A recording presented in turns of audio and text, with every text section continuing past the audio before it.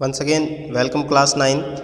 Class 9th last video में हमने हमारी poem a legends of the Northland by Phoebe Cary complete किया था।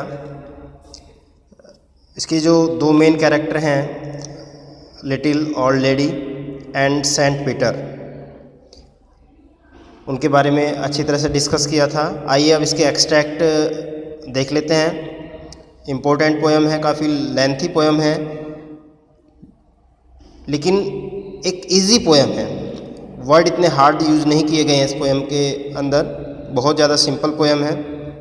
सो देखते हैं इस पोएम से रिलेटेड एक्सट्रैक्ट और उसके questions. First extract, he came to the door of a cottage in travelling round the earth where a little woman was making cakes and baking them on the hearth. First question, who does he refer to in the first line. तो आपको पता है poem में दो ही character हैं, little old women and Saint Peter. तो he refer here for Saint Peter in first line. Second question, what request did he make to the women. जो सेंट पीटर है वो वुमेन से क्या रिक्वेस्ट कर रहे हैं। He requested the women to give him a cake. वो cake की डिमांड करते हैं, केक के लिए रिक्वेस्ट करते हैं। Question number 3, was the little women rewarded और पनिश्ड एंड वाई। जो वुमेन है उसको रिवॉर्डेड किया जाता है, पनिश्ड किया जाता है, और क्यों किया जाता है। Answer is the little women was punished since she was highly stingy, miserly, greedy and mean. इनमें से कोई सा भी ऑप्शन लिख सकते हैं हम, बहुत सारे दिए हैं। Stingy, miserly, greedy and mean. बहुत ज़्यादा कंजूस थी, लालची थी, तो इसलिए उसको क्या हुआ, पनिशमेंट मिलता है। Give a word from the passage that means fire place. Fire place के लिए क्या वर्ड यूज़ किया गया है यहाँ पर, हार्थ। तो इसका आंसर हुआ hearth. And baking them on the hearth. Hearth यानी कि फायर प्लेस। और क्वेश्चन इसी पैसेज से related, what was Saint Peter doing. Saint Peter क्या कर रहे थे। Saint Peter was travelling. On account of his travelling he went to a hut where an old little women, जहाँ एक छोटे कद की बूढ़ी स्त्री जहाँ पर निवास करती थी। तो second question, what was the little woman making. Answer is the little woman was baking cakes. Third, what is the hearth. Hearth is fireplace. Hearth is a fireplace. Give a word from the passage which is equal to short. Short के equal क्या word है यहाँ पर, short यानी कि little. Little word use किया गया है। Next passage, and being faint with fasting for the day was almost done, he asked her from her store of cakes to give him a single one. वो अपने जो old lady है उसके store में से एक केक की demand करते हैं। Who is he in the extract, same question है। He is here Saint Peter. What did he ask her to give him. क्या मांगते हैं, ये भी वही आंसर है, a bread. He asked her to give him a bread. Who is the poet. Poet कौन है, Phoebe Cary. The poet is Phoebe Cary. And trace a word from the extract that means weak. Weak यानी कि यहाँ पर word use किया गया faint. Faint बेहोश होना भी होता है, लेकिन वीक कमज़ोर के लिए यहाँ पर यूज़ किया गया है फैंट। इसी पैसेज से रिलेटेड कुछ और questions. Who is he, same question आया बार बार।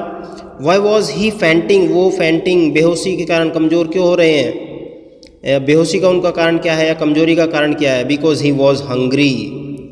ही was fainting due to fasting और हंग्री। कोई सा भी आंसर आपका सही हो सकता है।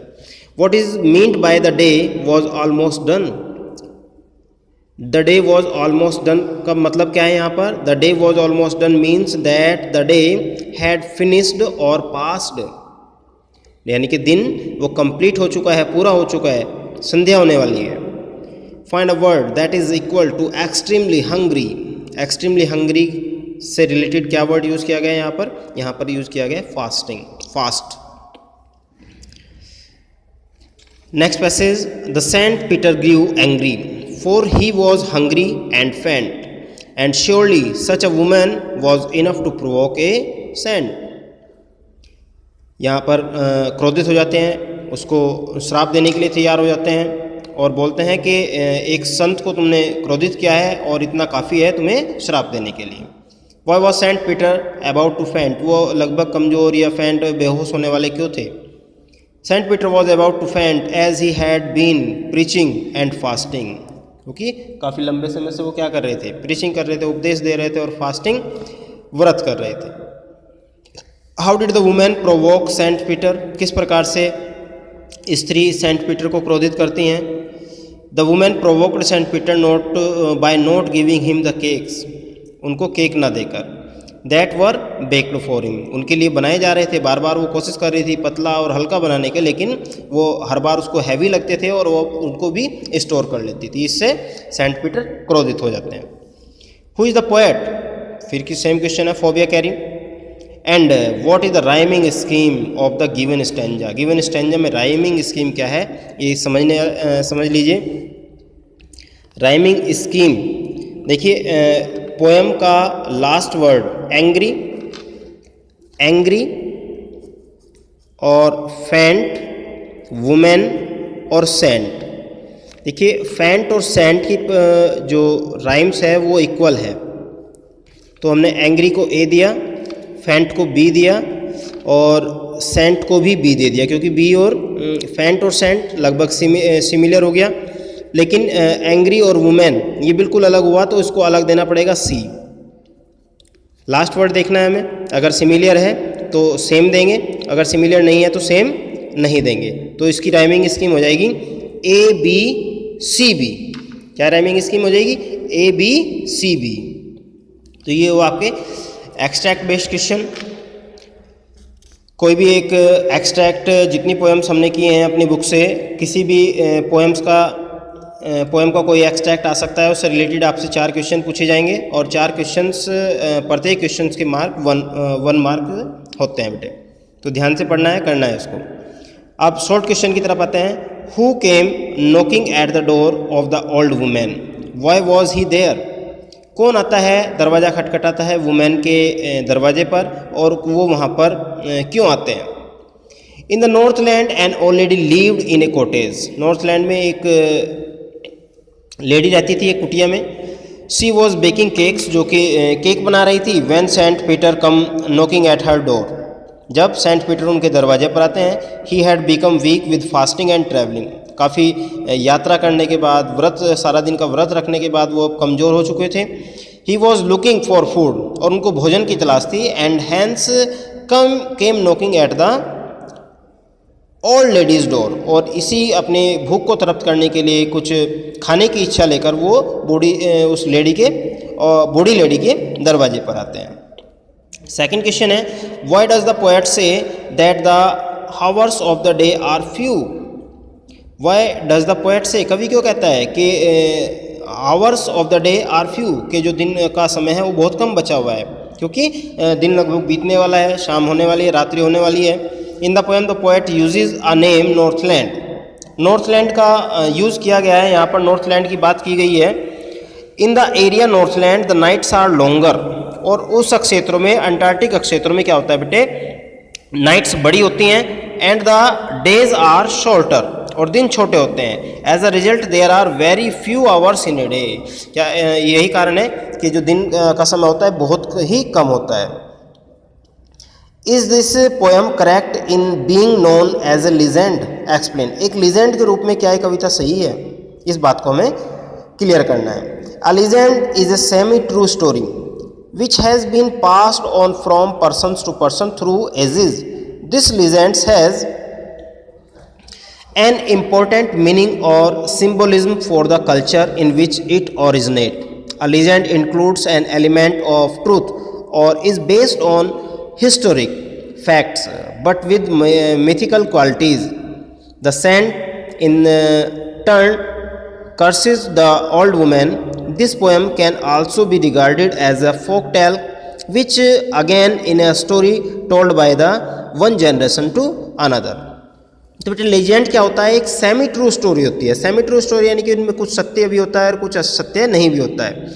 ये समय के साथ साथ एक दूसरे को पास होती रहती है, यानी कि पर्सन टू पर्सन एक जनरेशन से दूसरी जनरेशन में पहुंचती रहती हैं.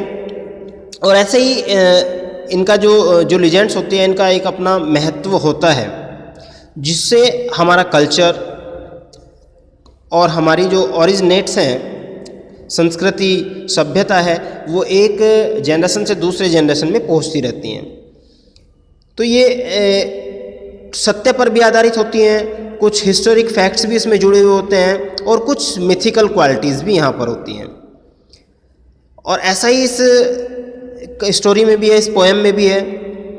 संत कर्स करते हैं, श्राप देते हैं बूढ़ी स्त्री को, और ये पोएम भी एक फोक टेल के बराबर है, फोक टेल की जैसी है. Which again is the story told by one generation to another. जिस प्रकार से एक जनरेशन से दूसरे जनरेशन में कहानियाँ सुनाई जाती हैं, इसी प्रकार से ये भी एक फोक टेल है. लास्ट क्वेश्चन बेटे, is this a true story? क्या ये कहानी सत्य है? Which part of the poem do you think is really important? और आपको कौन सा पार्ट इसका वास्तव में महत्वपूर्ण लगता है? This is a legend, this is not a true story. क्या है? ये एक पौराणिक कहावत है, पौराणिक कहानी है, ये एक सच्ची कहानी नहीं है. Even the poet feels that it is not true. यद्यपि कवि भी इस बात को फील करता है कि ये ट्रू नहीं है.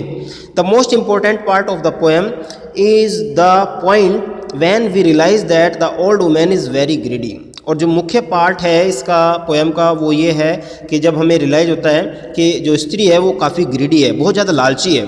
She could not part with her cake for a hungry man. एक भूखे व्यक्ति को भी वो अपने केक्स का हिस्सा नहीं बनाना चाहती है, नहीं देना चाहती है. तो बेटे these are 4 short answer type questions हमने डिस्कस किया है. एंड 1 2 3 4 ही यहाँ पर एक्सट्रैक्ट है, जिनके डिफरेंट क्वेश्चंस आप लोगों के साथ मैंने डिस्कस किए हैं. ये क्वेश्चंस आप लोगों को अपनी नोटबुक में करना है, एक्सट्रैक्ट को अपनी नोटबुक में करना है.